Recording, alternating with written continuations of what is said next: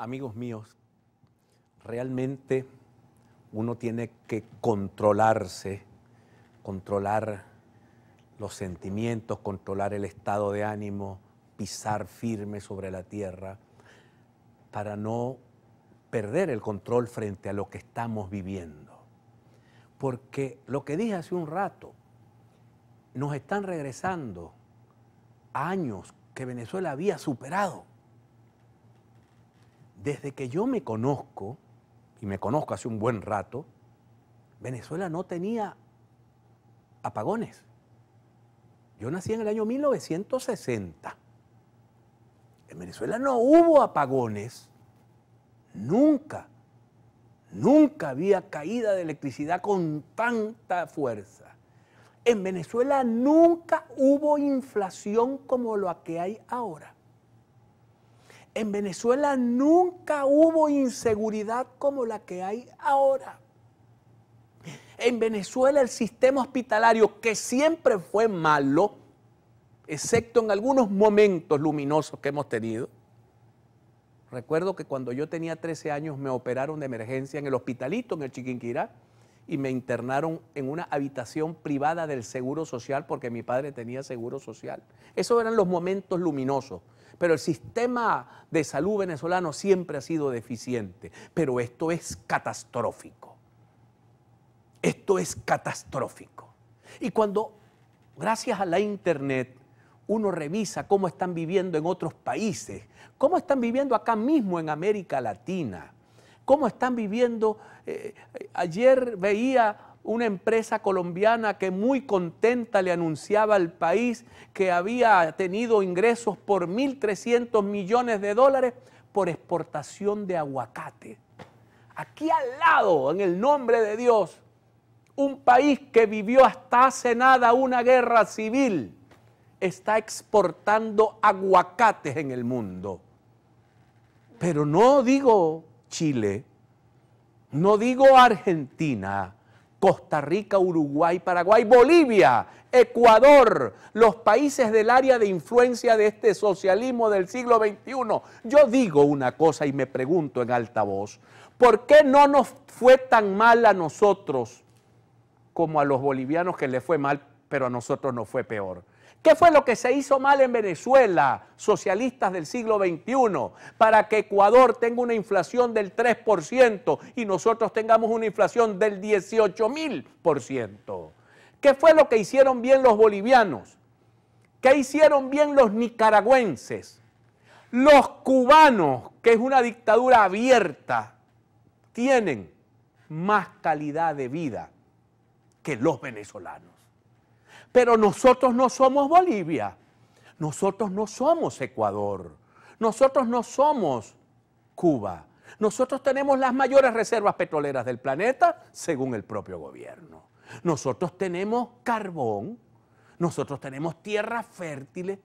No hay ninguna razón o argumento para justificar que Venezuela esté viviendo la tragedia que está viviendo en este momento. No hay ninguna justificación o argumento que en una ciudad como Maracaibo, cuando son las 1:29 de la tarde, densos sectores de la población estén cocinándose en vivo en su propia casa porque no tienen electricidad, no tienen cómo encender el aire acondicionado, los más pobres no tienen cómo encender el ventilador. Y si sales para el frente, te consigues con el motorizado y la pistola que te asalta y te roba. Entonces la gente tiene que encerrarse en su casa y cocinarse dentro de tu casa. Nunca habíamos tenido, y hemos tenido pobreza, porque Venezuela ha sido un país, desde la guerra federal, que el país quedó devastado porque las guerras son para eso, para destruir. Todos veníamos desde la guerra federal de abajo y el país comenzó. La dictadura de Pérez Jiménez no fue una dictadura tan mala en lo económico, fue buena en lo económico. La democracia punto fijista, ahí echamos para adelante los hijos de los obreros, nos convertimos en doctores. Pero hoy, en el nombre de Dios, la gente tiene que estar suplicando que alguien le done un medicamento, que alguien le done algo para intentar salvar la vida en la Venezuela petrolera, en la Venezuela carbonífera, en la Venezuela de la siderúrgica del Orinoco, en la Venezuela del sur del lago de Maracaibo, de las tierras más fértiles de Latinoamérica, en la Venezuela del sistema de riego del río Guárico, donde se produjo siempre la mayor cantidad de arroz en toda la puerta del Caribe, que servía para venderle arroz a toda Colombia y todavía podíamos abastecernos de nuestro propio arroz. ¿Por qué razón? Les pregunto yo a los camaradas, a ustedes les pregunto, ¿es esto una revolución? ¿Es esto el socialismo? ¿Es esto lo que ustedes le prometieron al país o es un error lo que ha ocurrido? Alguien tiene que responderle a los venezolanos y tienen que ser ustedes, que son los que han conducido los destinos de la patria durante los últimos 18 años. ¿Por qué estamos viviendo peor que cuando gobernaba Pérez, o que cuando gobernaba Herrera, o que cuando gobernaba Jaime Lucinchi? ¿Qué clase de revolución es esta que nos ha traído a este descalabro nacional? Hay que decírselo al país, pero también, mis queridos amigos, a nuestra oposición. Nuestra oposición tiene una inmensa responsabilidad con lo que pasa en Venezuela. Las contradicciones, los errores, la falta de unidad, la falta de criterio propio, de criterio único, también nos ha conducido a esto. Y hoy el desmadre. Unos quieren sacar al gobierno a la fuerza, otros quieren unas elecciones con Falcón, otros quieren un proceso electoral.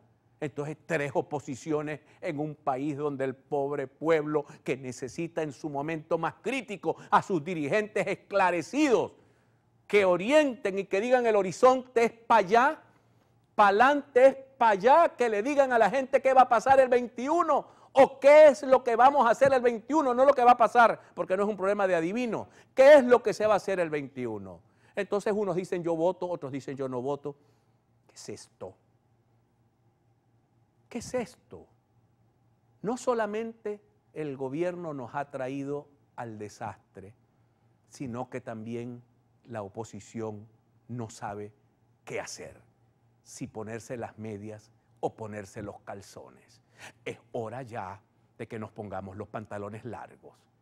Es hora ya de que diseñemos, incluso si se puede hacer, yo lo veo como imposible, pero si se pudiera hacer un acuerdo con el gobierno nacional para aliviarle la pesada carga a los venezolanos, hasta eso habría que hacerlo.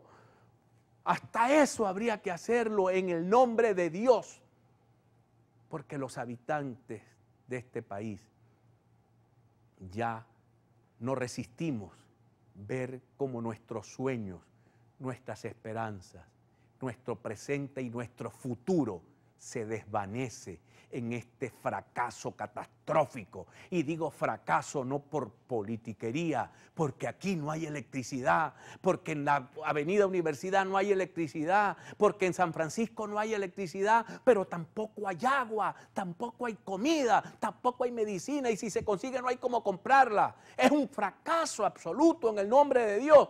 Pongámonos de acuerdo. Pongámonos de acuerdo para que saquemos a este país de esta postración y esta miseria. Si hay que ir a hablar con Satanás, habría que ir a hablar con Satanás para sacar a este país de esta postración, de esta miseria. Identificamos, ya regresamos. Ya regresamos.